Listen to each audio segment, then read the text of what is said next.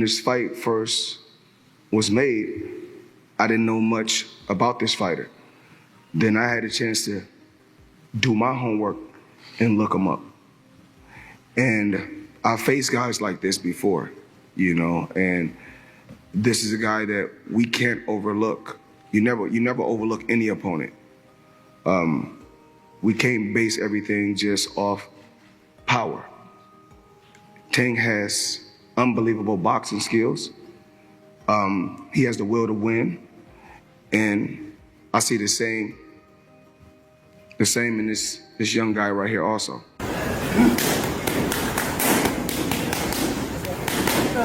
Floyd Mayweather has cautioned Devin Davis against taking on Lamont Roach because he appeared dangerous and sharp in recent training film.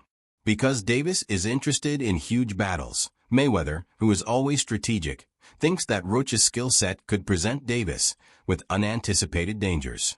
According to Mayweather's counsel, Roach can prove to be more difficult than anticipated.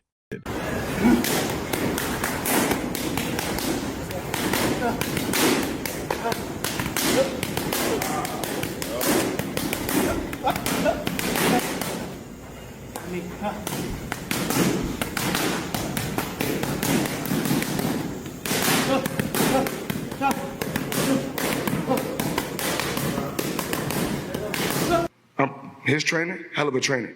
We may not know him, but that doesn't mean he's not a great trainer. Floyd Mayweather and Gervonta Tank's connection rocky has always been Davis, and things are only getting worse now. Floyd has publicly warned Tank not to take the fight against Lamont Roach because he doesn't think Tank should. But Tank refuses to listen because he wants to be his own boss. This isn't just about the fight, it's about control. Floyd has always enjoyed controlling Tank's career, and now that Tank is leaving, tensions are at an all-time high. When Floyd left Bob Arum, it's good for them to do it and become their own boss. And then if another guy does it, it's not good for the sport. He's disloyal. And what's wrong with Tank saying he want to be his own boss? And honestly, I've been there. The relationship between them two is very toxic. It's a toxic relationship. It's up and down and up and down. And I'm not going to elaborate to everything that I know, but it's a very toxic relationship. And that's why when I tweet stuff, I don't tweet often, but when I tweet, I may fire off 50 tweets in the day. And that's why when I tweeted certain things about the relationship, Tank retweeted it because he knows. Like, I'm not just going to say what it is. It's a very toxic relationship. It's back and forth. And I think it will serve him best to go and be his own boss. Lamont Roach isn't giving up. He is aware that most people are rooting for Tank to win, but he thinks that's just because Tank is a superstar and people think he will defeat Roach. However, Roach has a different perspective, is self-assured, and wants to disprove everyone.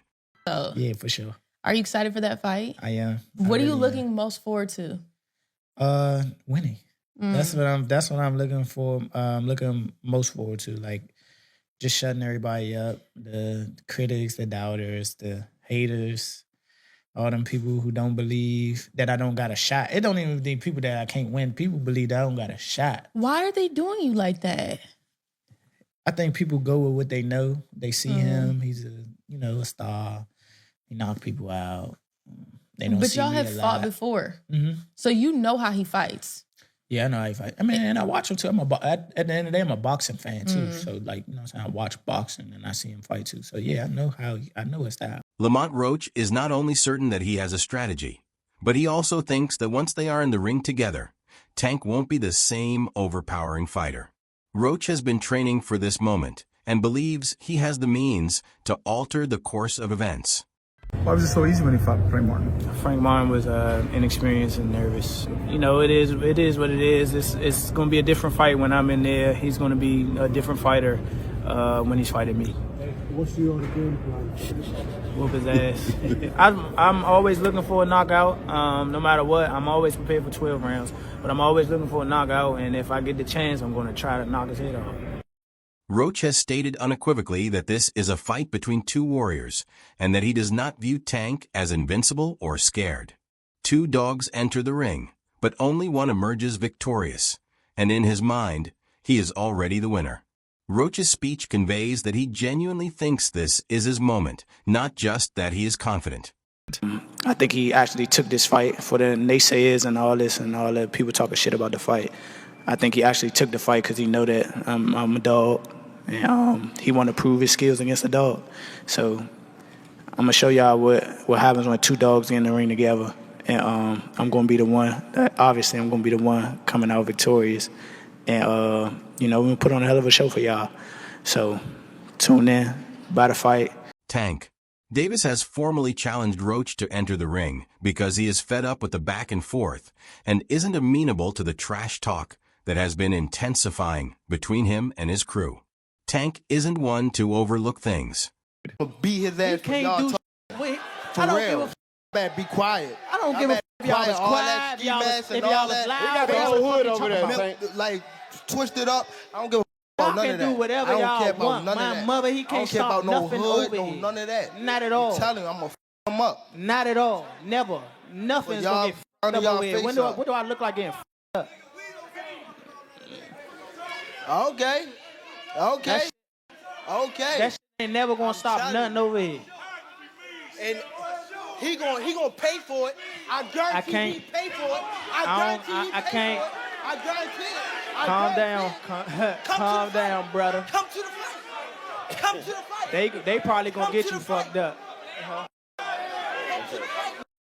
Look, fool. Hey, fool. This me and you, fool. This me and you, fool. Tank. This me and you, fool. Yeah. Don't worry about them. They might get you. They gonna trick you off your spot. They gonna trick you off your spot, fool. Don't worry about them. Come on, stop. Y'all know what's going on. Y'all know how I'm coming. Y'all know how I'm coming. So stop it. Y'all gonna make it hard for him. That's what y'all gonna do. Y'all gonna make it hard for him. Oscar de la Hoya, a legendary figure in the sport and a major promoter, has called out Roach as an amazing fighter. A boxing genius like de la Hoya is recognizing Roach's abilities, which speaks volumes. This isn't going to be an easy fight for Tank Roach, and those who know the sport know he shouldn't be taken lightly. No, I think Lamont Roach is a terrific fighter. He might be a little over his head with Gervonta Davis. Gervonta Davis is, to say the least, he's a beast. He really is. He's a tremendous fighter. He's a dedicated fighter when it comes to training and fighting and making sure that he's in optimal conditions when he steps inside that squared circle. It's going to be a tough night for Roach, but you can never count him out. You know, watching him fight up close and personal, he's sneaky good, which means he can catch you at any time. He can land combinations, sometimes at will, without you even knowing it. You know, he's that sneaky. So, yeah, it's going to be very interesting. But, obviously Gervonta Davis has the experience. He has the knowledge. He has that mean streak in him that will take you out with any punch. In addition to promoting himself, Lamont Roach is also criticizing Tank. Davis thinks that Tank has self-doubts occasionally, which he intends to take advantage of. In the meantime, Roach is certain that he is the whole product he has been trained for at this time and is adamant that he has no self-doubts. Overall being something that he's not been in the ring with. I'm the total package, and honestly, sometimes I think he doubts himself. What has he underestimated about you? I don't know. Honestly, I don't think he underestimates me. I think he know that I'm a good fighter.